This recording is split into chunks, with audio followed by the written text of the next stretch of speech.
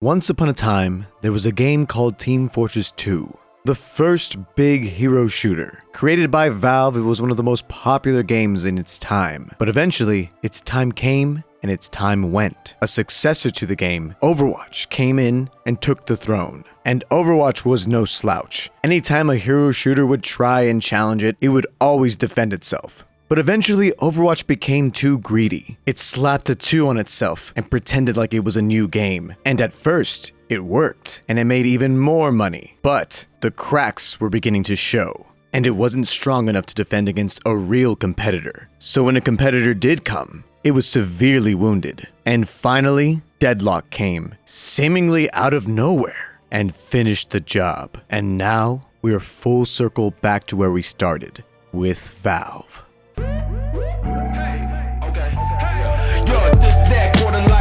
Over borderline trauma that control my life more than I control my life. Damn near mortified. I just got demoralized. I don't know my purpose, so I might as well enjoy the ride. Deadlock is Valve's new MOBA hero shooter. And yeah, we're talking about that Valve. Yes, that Valve. The same Valve who makes banger after banger after banger game. So you know that Valve, one of the few devs who have a history with both MOBAs and hero shooters, was gonna cook with this one. And it's like a Michelin star restaurant with how good the cooking is here. God damn! So yeah, Deadlock is a 6v6 third-person MOBA hero shooter. And I know most of my fans understand the concept of hero shooters, but MOBAs?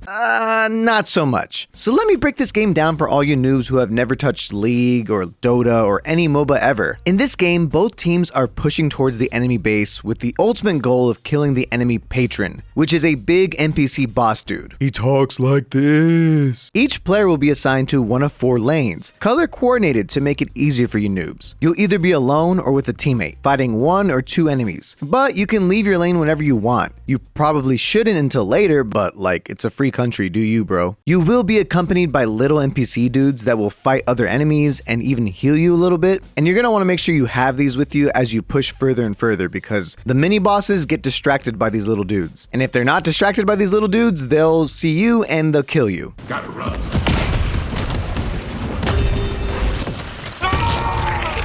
I got dead again.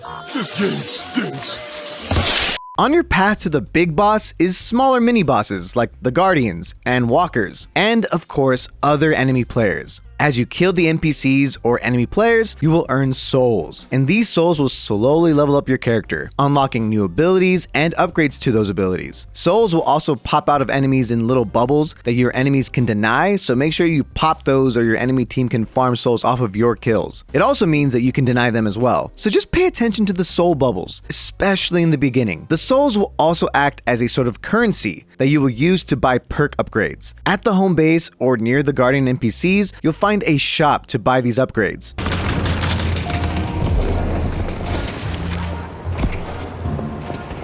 So make sure you buy these as soon as you can, or you can just wait until you die, but if you're good, you go back and upgrade while you're still alive, you noob. While you will passively heal and eventually unlock abilities that help you heal by killing things, the guaranteed way to get all your health back is to go back to the home base. And thankfully you have these convenient zip rails that make traveling throughout the map a lot faster. But this isn't a get out of jail free card. If you get shot while riding one of these, you'll fall off and you'll probably get killed.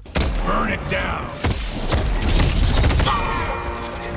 There's also other NPCs that lurk in between the lanes that you can kill to farm souls. And there's also these little gold statues that will give you souls as well, and temporary boosts, so it's kind of worth it to explore. There's also a mid-boss that if defeated will grant you and your teammates faster respawn for when you die. So sometimes there will be huge battles that take place in the middle of the map just to guarantee this one-time fast respawn. So by the time you and your team have killed multiple Guardians and Walkers, you'll be fully loaded with all of your abilities and way higher health and much higher damage output. And then you'll start to win team fights or you'll get rolled. It's a MOBA after all. It goes both ways. So then once your team has won enough team fights and broken up enough paths, you can finally kill the enemy patron and win the game. I'm obviously oversimplifying this, but that's the core idea in a nutshell. The game, when you really think about it, is not that difficult to comprehend. However, what really gives this game its depth and spice is the characters, as there's a lot, and they all have unique strategies on how they're supposed to be played. So let's quickly talk about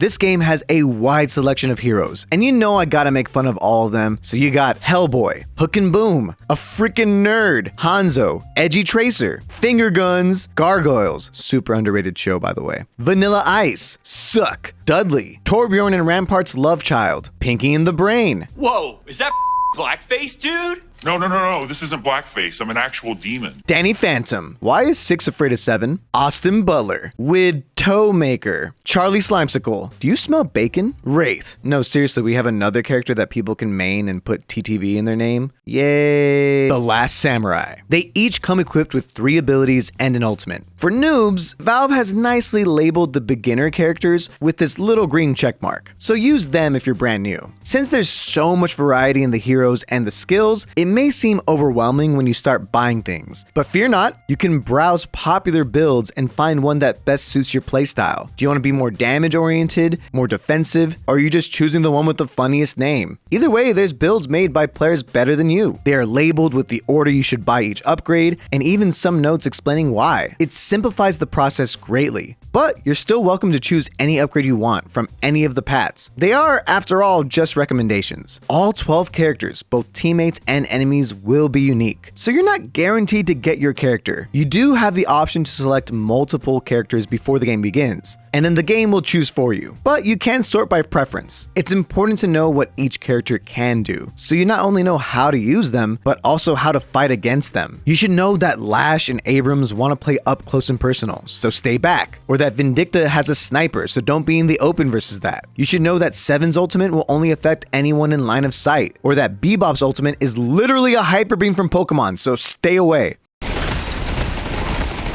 She's weak. Got her.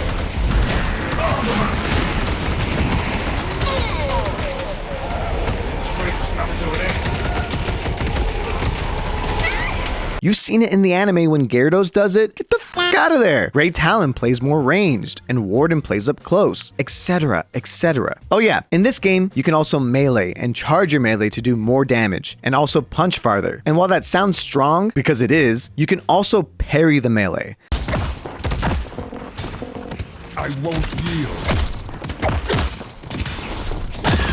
So it's not this broken mechanic with no counterplay. So once you find your favorite heroes and your favorite loadout, then now you just need to find some friends and jump in. It is a MOBA, so teamfights are very crucial, and successfully winning them will help your team snowball and finally make that big final push for the win.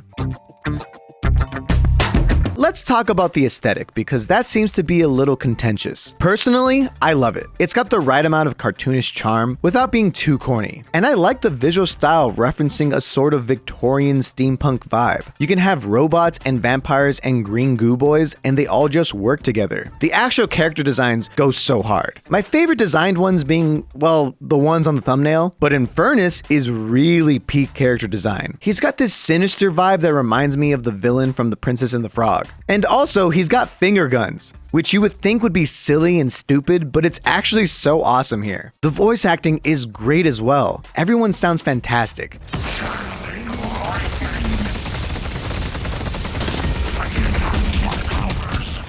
Excellent work. You might even recognize a voice actor or two. The map matches the Victorian aesthetic as well, with it feeling like a city in the late 1800s. I will say that it's very gray and could use some splashes of color here and there. Maybe some seasonal changes like a version for the 4 seasons, because I know MOBAs usually only have like one map, but I just feel like a little extra pizzazz wouldn't hurt nobody. The actual core gameplay itself is satisfying. The gunplay feels smooth and punchy, and even though I usually don't love third-person shooters, it just really works here. The stamina system feels fair, and the animations for the movement look great, especially the dodges. They just look so cool when they zip and zoom and dodge around. The abilities feel so satisfying to use once you get the hang of it. For example, one of my favorite characters, 7. His ultimate can single-handedly win you so many fights, and positioning it correctly can be what does that, and then out of nowhere, you're just getting kill after kill after kill after kill. Superhero static shock. Woo woo. I also think the upgrade system is simple but effective. Having 3 main categories also helps streamline it. I think if you're new to MOBAs, it's really not that bad, honestly. And I got the hang of it really quickly. There's a really cool post-game stats chart that can go into even more detail as to how you and your team did. You'll see that you sometimes carry people or get carried. I just think it's very insightful as to how a match went, and you can learn a lot from it by just looking at it. Also, this game is 100% going to be great competitively. I can't wait for tournaments and seeing what pros can pull off in a game like this. Already watching some streamers like Shroud play this game, it's a whole different game with them. Plus, it's Valve, so balance patches and esports support will definitely be coming. Already, some pros have quit their other main games for this.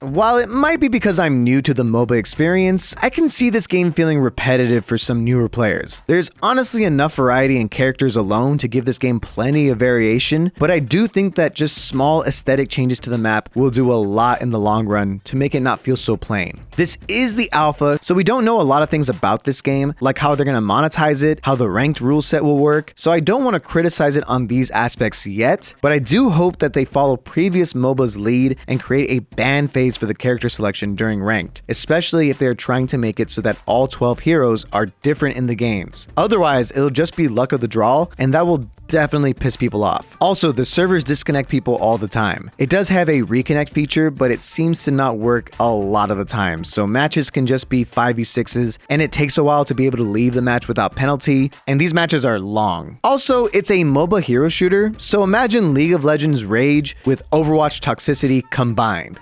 Yeah, so just be prepared for that going into the game. Okay, it's not that bad, but ranked isn't a thing yet, so just know that you've been warned. I do also hope that they add at least more music because I can play the same map over and over again, but don't make me hear the same sounds over and over again. Give me some music packs or something. I like in-game music, but not when it's the same one over and over and over again. There's also no real story, which I normally don't mind, but I know fans of hero shooters and MOBAs do like some lore and stuff behind the game. There's like a webcomic, I think, but otherwise, yeah, if you want to know more about why these characters are the way they are, I guess stay tuned. Maybe they'll add some cinematics or something akin to TF2, and the time to kill is just a lot longer than most shooters. It is a MOBA thing, people have a ton of health, and this isn't necessarily a bad thing, but I know for some of you, that alone can be a turnoff. It can be a little frustrating when you feel like you die instantly and your opponent never dies, but it's probably just a skill issue. Also, there is a ton of crowd control CC abilities in this game, so if you thought Overwatch was bad, this might not be your cup of tea. It's also only on Steam so far, and while I do have high hopes for it to maybe one day come to consoles, it actually might not ever. So console fans, I apologize in advance if you got excited and you can never play this game. Sorry.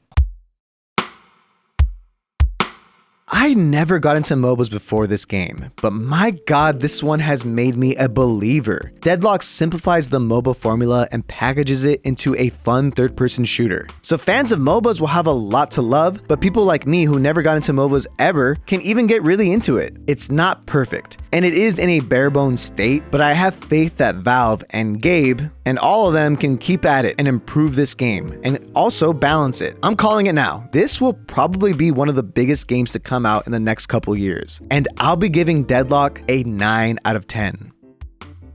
But what do you think? Have you gotten a chance to play Deadlock? And if so, who's your main? And what would you rate it? Let me know in the comments down below. Okay guys, I gotta go bury Overwatch, so I'll catch you later. Yeah, noob.